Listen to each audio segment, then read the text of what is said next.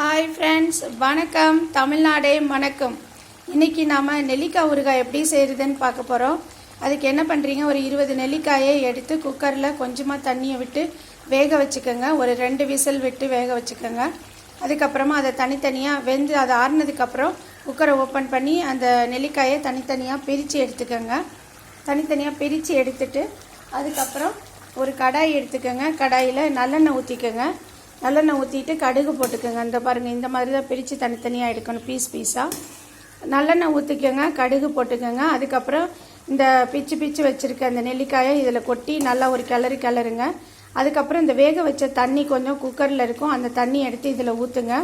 அதுக்கப்புறம் ஒரு 2 வெல்லத்தை எடுத்து நல்லா பொடியாக பொடிச்சு அந்த பவுடர் ஆக்கி அந்த வெல்லத்தையும் எடுத்து இதில் கொட்டுங்க. இதில் கொஞ்சம் மிளகாய்த்தூளும் மஞ்சத்தூளும் போடுங்க. நல்லா இது நல்லா இதே மாதிரி கொதிக்கணும்.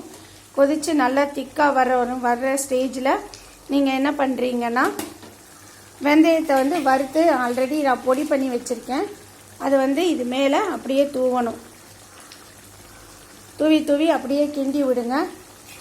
வெந்தயப்பொடி நல்லா போட்டிங்கன்னா ஊறுகாய், சூப்பரான ஊறுகாய் ரெடி ஆகிடும்.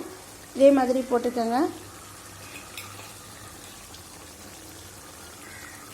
போட்டுட்டு இதை அப்படியே ஒரு கிளறி விடுங்க. திரும்ப போடுங்க, கிளறி விடுங்க, திரும்ப போடுங்க. கொஞ்சமாக போட்டால் போதும்.